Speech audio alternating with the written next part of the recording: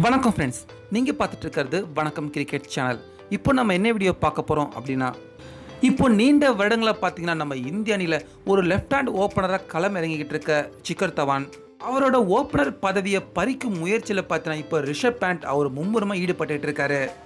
மேலும் இந்த விஷயத்தை பற்றின கூடுதல் தகவலையும் இந்த விஷயத்துக்கு முதல்ல புள்ளியார் சொல்லி போட்டது யாரு அப்படிங்கிறத பற்றியும் நம்ம இந்த வீடியோவில் இப்போ பார்க்கலாம்.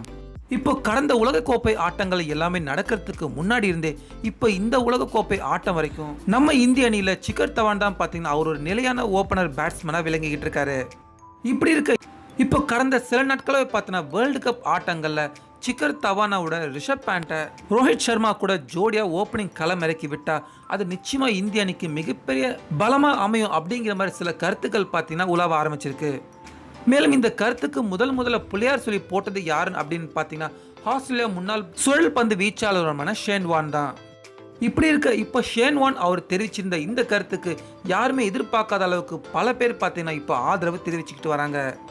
அதில் முக்கியமான ஒருத்தராக பார்த்தீங்கன்னா இன்னைக்கு சுனில் கவாஸ்கர் அவரும் பார்த்தீங்கன்னா வேர்ல்டு கப் ஆட்டங்களில் இந்திய அணியில் ஓப்பனர்களாக ரோஹித் சர்மா கூட சேர்ந்து ரிஷப் பேண்ட் களம் இறங்கினா அது இந்திய அணிக்கு ஒரு நல்ல முன்னேற்றத்தை கொடுக்கும் அப்படிங்கிற மாதிரி இப்போ கவாஸ்கரும் தெரிவிச்சிருக்காரு.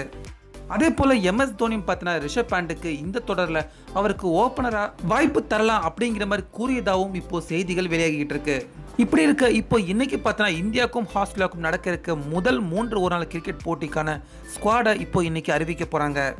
இப்படி இருக்க இப்போ இந்த ஸ்குவாட்ல ரிஷப் பேண்ட் இடம்பெற்று அடுத்தது அவர் ஆஸ்திரேலியாவுக்கு எதிரான ஆட்டங்களை ஓப்பனராக களமிறங்கி எல்லாருமே எதிர்பார்க்குற மாதிரி சாதிச்சு காட்டினார்னா நிச்சயமா உலகக்கோப்பை ஆட்டங்களை நம்ம இந்திய அணிக்காக ஓப்பனராக ரிஷப் பேண்ட் களம் இறங்குறதுக்கான வாய்ப்புகளும் பார்த்தனா இப்போ உருவாகிக்கிட்டு இருக்கு. சொன்ன ஃப்ரெண்ட்ஸ், ஷிகர் தவான் அவர் உண்மையிலே ஒரு சிறந்த பிளேயர் அப்படின்னாலும் அவரோட திறமையை பார்த்தனா தொடர்ந்து வரிசை எந்த ஒரு ஆட்டங்களுமே ஷிகர் தவான் அவர் வெளிப்படுத்தவே இல்லை.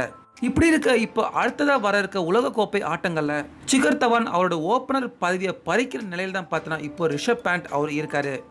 ஸோ இப்போ உங்களுடைய கருத்துக்களை சொல்லுங்கள் ஃப்ரெண்ட்ஸ். நம்ம இந்த அன்னைக்கு உலகக்கோப்பை ஆட்டங்களில் ஷிகர் தவான் ஓப்பனராக இருக்கலாமா இல்லை ரிஷப் பேண்ட் ஓப்பனராக இருக்கலாமா?